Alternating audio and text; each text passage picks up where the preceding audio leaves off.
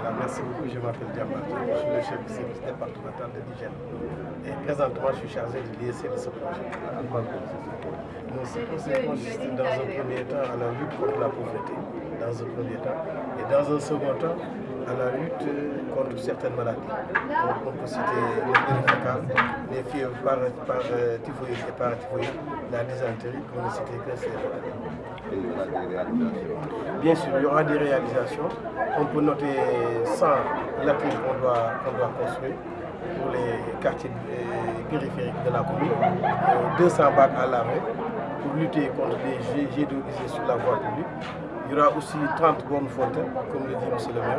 Il y aura aussi 5 éduqués publics et 7 bouches d'incendie. Il y aura aussi 500 branchements d'eau potable qu'on doit réaliser à travers les populations. Tout ça, c'est pour lutter non seulement contre la malnutrition, mais aussi c'est pour lutter aussi contre la pauvreté. Surtout contre la pauvreté. Parce que ça a été financé par l'Association internationale des maires francophones à hauteur de 260 millions. Quel est le rôle du service d'hygiène dans Le rôle du service national de l'hygiène, c'est de mener l'IEC. Et dans un premier temps, on a formé 22 relais pour accompagner les agents du service d'hygiène à travers la commune. Et à part ça aussi, il y aura des causeries qu'on va organiser. Il y aura des visites. Il y aura aussi des spots radio, des émissions aussi radiophoniques qu'on fera à travers certaines stations de la commune. Où en êtes-vous par rapport aux travaux? S'ils n'ont pas encore commencé, disons que les travaux ont commencé pour les 5 édicules publics. Si vous visitez le marché central, ça a commencé. Le marché Koumbamayane, ça a commencé.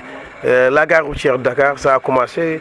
Le garage Touba aussi, ça a commencé. Et aussi une mosquée pour tester l'ouvrage. Parce qu'on a jugé nécessaire de donner ça à une mosquée qui n'avait pas d'éducule vraiment. Les pèlerins n'avaient pas où aller, par exemple, faire leurs besoins, les ablutions, etc. Donc on a jugé nécessaire, parmi toutes les mosquées de la commune, de faire un tirage. Et heureusement qu'il y a une mosquée qui est sortie et qui est à Kersenlouga Est. quelle échéance vous êtes donné? Pour terminer, je pense que je ne peux pas saurer le dire, dans la mesure où les ouvrages ont démarré le samedi passé. Et on a choisi pour le moment 18 maisons pour commencer les ouvrages de latrinisation. Donc pour les édicules, je pense que ça a commencé. Mais je pense que si ma mémoire est bonne, on a donné un court délai aux techniciens afin qu'ils fassent vite pour le travail. L'impact de ce projet sur les bénéficiaires, c'est de lutter contre certaines maladies dont je viens de noter. Donc c'est lutter aussi contre la pauvreté. Et je pense que les populations avaient vraiment besoin de ce projet pareil, qui a vraiment duré, parce que c'est un long processus. Depuis 2008, on court derrière ce projet qui vient d'arriver quand même. Non, plus même. Plus, nous on a décompté 17 646. Sinon 17 464 ménages, populations qui seront quand même bénéficiaires. Mais pour les ménages, c'est 100 ménages et 150 ménages et 50 daras et mosquées. Parce qu'on aura 200 bacs à laver. Les 200 bacs à laver, les 150 iront vers les maisons, mais les 50, on va les diviser entre les daras et certaines mosquées de la commune. Voilà, si wolof maanaam projet bi dafa ñëw pour xeex maanaam ndóol ak yenn feebar yi.